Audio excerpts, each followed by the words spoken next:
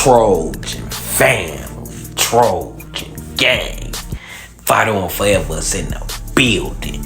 And today we about to talk about the national media putting some respect on big old SC name. You hear me? And we got your boy Josh Pate backpedaling on USC. We got him backpedaling, right? He couldn't stand it. He couldn't stay on this train. He even said it in past shows. He was raised to hate USC, right? So a couple weeks ago, he said USC was his story of the season, and he liked USC. Now he backpedaling before the Michigan game. You can't make this up. That's why I told y'all in the last video, Josh Pate chirping, right? I didn't trust it. I told y'all. Me and Zulu told y'all, right? We don't trust this dude. And he proved why you can't trust this dude when it comes to USC. But before that, let's check out the good. Let's check out the positive spin and perspective on USC in the national media. Let's go. We all saw USC actually look physical on defense against LSU to start the season. And the scheme was never the problem with Alex Grinch. Not that it was the greatest, but he knew where to tell him to line up and who to guard and where to be. It was adopting that physical mindset that had been holding Lincoln Riley's teams and defenses back from allowing the team to be balanced and therefore able to actually win a national championship, not just get close. The hire of D'Anton Lynn, at least so far, seemed to have turned that tide. But this Saturday, against a Michigan team that may not be explosive offensively, but we do know that they're physical, we're going to get to find out if that game against LSU was a flash in the pan or if that's who USC really is now. They're going to face better offenses down the road. That isn't the question. It's the physical aspect of this game. Growing up, USC's ability to not only hit you in the teeth, but smile while doing it wasn't in question. California may have problems, but I remember USC being the anomaly. They weren't the surfer dudes who just wanted world peace. They were the angry group that wanted to leave you in pieces. After all, this is the home of Brian Cushing, Troy Polamalu, and Ray Maualuga. Deep down, this is who they really are. And if they have found themselves under this new defensive regime, along with Lincoln Riley's wizardry on offense, USC isn't going to just be knocking at the door.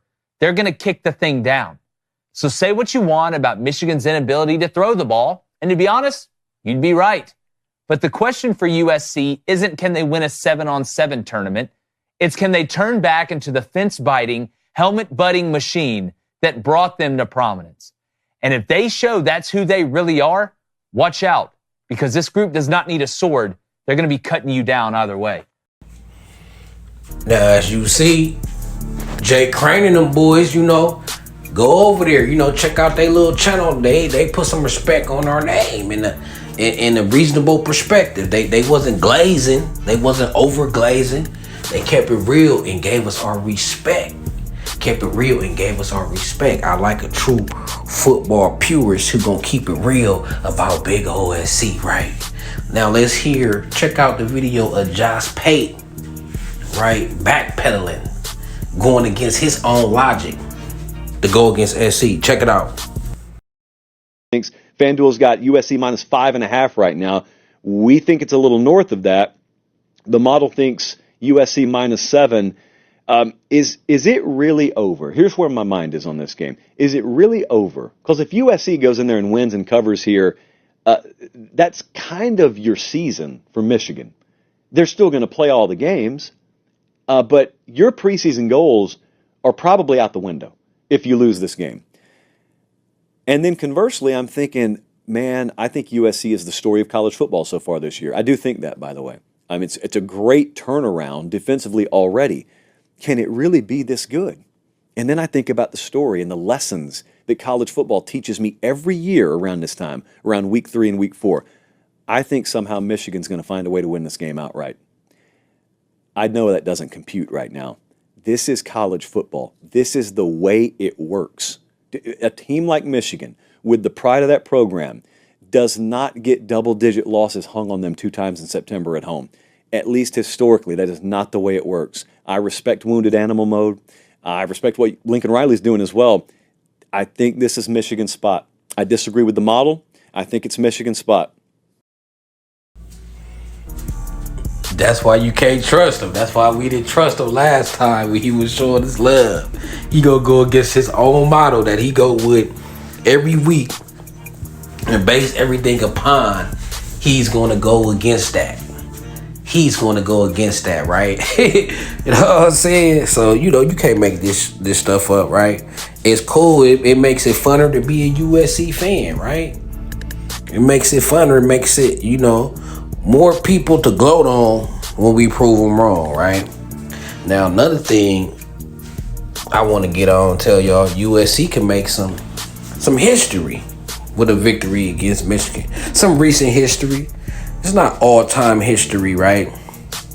It's just some recent history, right? So, if USC goes into Ann Arbor and come out with the dub, right? If USC go to Ann Arbor and come out with the dub, it'll be the first time USC has beat a ranked road opponent since November 12th, 2016, when Sam Darnold Trojans upset number 4 Washington. Right? So we ain't beat a ranked team outside of LA since 2016. So it's been 8 years. So we can end that streak, right?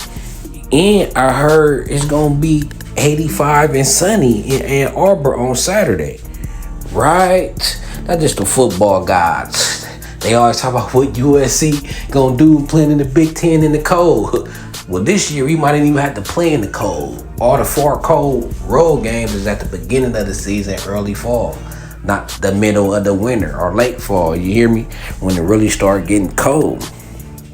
So, Ann Arbor gonna feel like California, 85 degrees, right?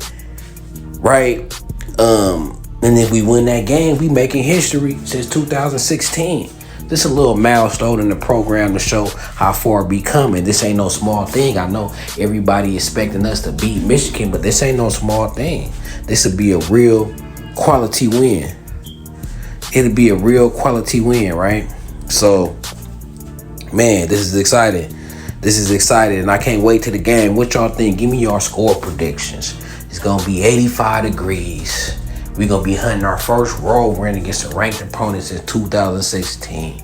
How y'all feeling about the momentum in the direction of this program, right?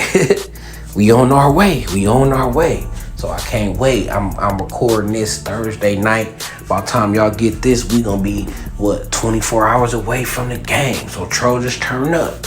Get ready. If y'all already out there, safe travels, be safe, and make sure y'all come home safe and let me know about that Ann Arbor trip, right? But until then, man, it's your boy Carter Sports. It's Trojan City. It's SC. So let's go.